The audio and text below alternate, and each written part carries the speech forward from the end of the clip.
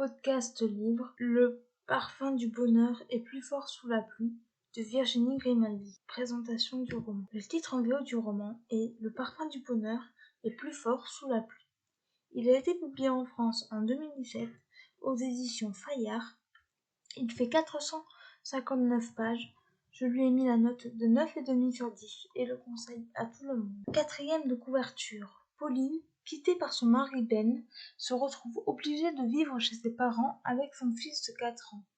D'abord abattue, elle décide de ranimer ce qui avait fait tenir sa relation avec Ben jusque-là, en lui envoyant chaque jour le souvenir d'une histoire liée à leur rencontre. Elle tente de rappeler à Ben qu'il a peut-être oublié qu'ils se sont aimés. Ce que j'ai pensé de ce roman.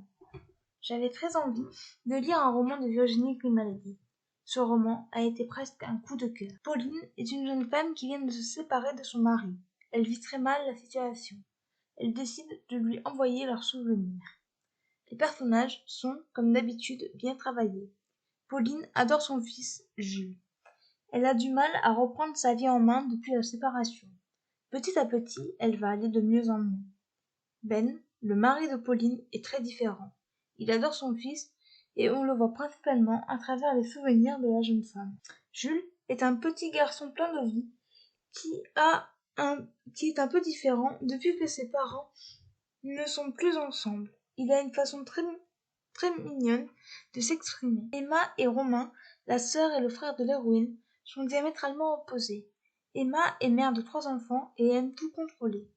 Romain, lui, est toujours en retard et aime rigoler. Colombe et Nona, les 2 grands-mères, sont, pour la première, cassantes dans ses propos, et la seconde, toute gentille et aimante. L'intrigue est simple, efficace et aborde des thématiques importantes comme l'alcoolisme ou la séparation par exemple. L'écriture de l'autrice est simple et pleine de sensibilité. La fin clôt bien le récit.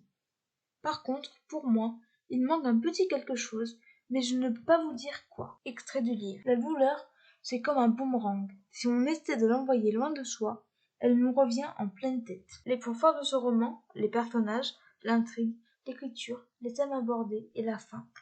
Les points faibles de ce roman, un petit quelque chose sans savoir quoi. Voilà, c'en est tout pour ce podcast. J'espère qu'il vous aura plu. N'hésitez pas à me donner votre avis et vos commentaires sur YouTube, à vous abonner à la chaîne. Et je vous retrouve très bientôt pour un nouveau podcast. Ciao!